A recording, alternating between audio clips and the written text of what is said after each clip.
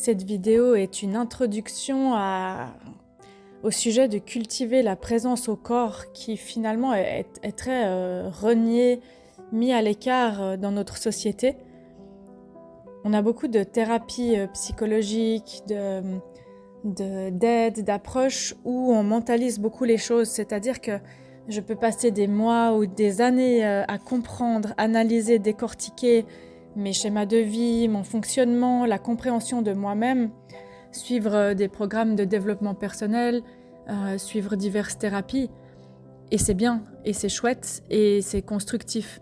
Seulement, parfois, quand je fais ça et que je suis dans la pensée, dans l'analyse du mental, en fait, je perds le lien à mon corps.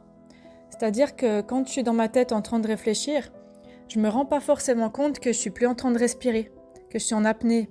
Je me rends pas forcément compte que j'ai les abdominaux ou les fesses ou la mâchoire ou d'autres chaînes musculaires complètement crispées.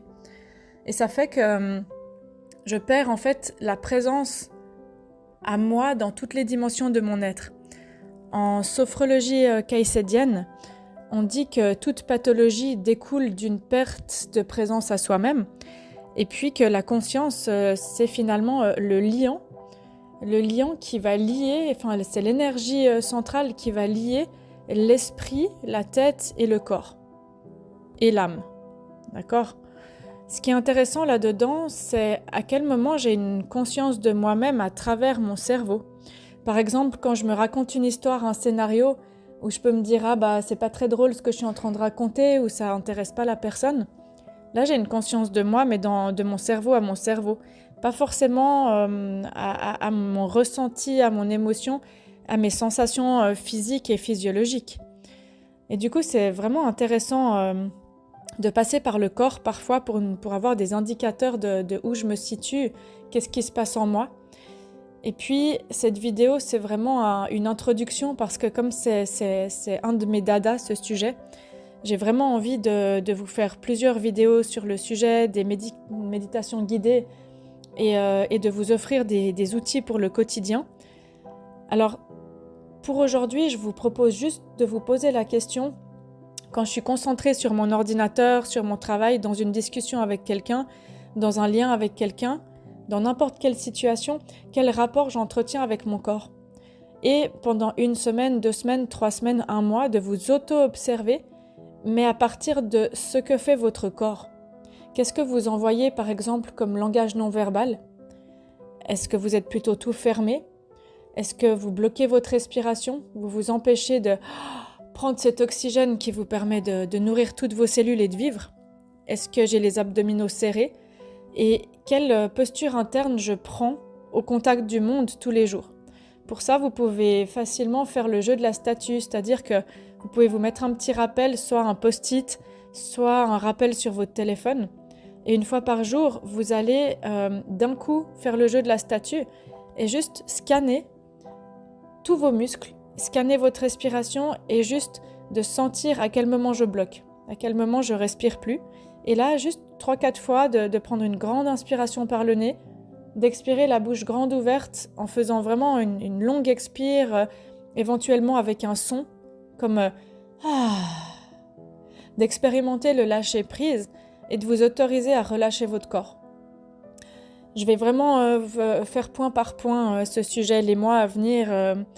Ça me prendra un petit peu plus de temps.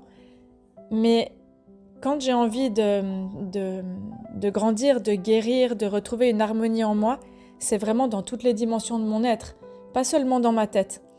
Et quand on dit un corps sain dans un esprit sain, c'est vraiment ça. Le corps a les mêmes rigidités que l'esprit. C'est-à-dire que partout là où j'ai des contrôles, où j'ai quelque chose de difficile, mon corps va aussi se rigidifier. Donc je peux aussi passer par le corps pour régler vraiment beaucoup de situations dans ma vie. Et puis le stress se traduit plutôt de manière physiologique aussi. Donc il y a une manière où je me suis construit en réaction à mon environnement. Et puis mes 5 sens et mon intuition font que je scanne en une fraction de seconde les stimuli autour de moi pour pouvoir y répondre.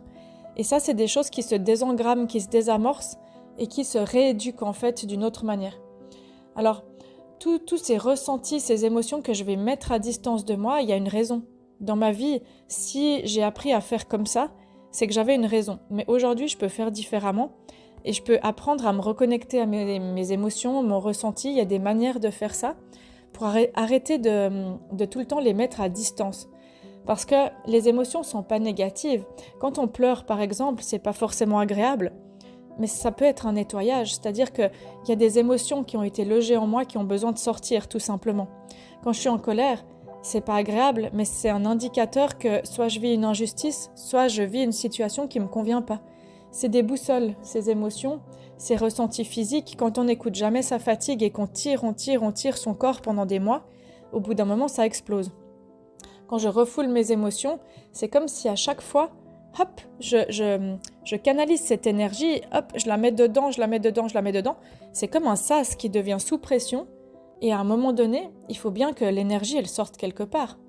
Alors elle peut sortir par divers biais. Elle peut sortir par faire du sport à outrance, elle peut sortir par j'emmagasine et tout d'un coup je m'énerve et je pète un câble. Elle peut sortir par une dépression, elle peut sortir par un manque de goût à la vie. Elle peut sortir vraiment par différents biais. Par de la déconnexion, par l'alcool, les drogues, tout ça. Et du coup, vraiment essayez de vous scanner pendant 1 mois dans votre présence corporelle et pas dans votre esprit, juste pour vous découvrir et vous redécouvrir différemment dans une autre dimension de vous. À chaque fois que vous êtes dans un lien, dans un lieu public, avec des personnes que vous connaissez au travail, avec vos enfants, pourquoi pas, scannez-vous dans votre respiration. Est-ce que je bloque la respiration? Est-ce que je continue à respirer? Est-ce que je bloque le mouvement? Est-ce que je continue à bouger? Voilà. Ou est-ce que je bouge trop vite? Juste d'imaginer de vous voir comme de l'extérieur, au niveau du corps. Comme si vous coupiez la télécommande du son et la télécommande des pensées, et vous venez juste sentir ça pour vous être curieux et curieuse de vous différemment. À tout bientôt!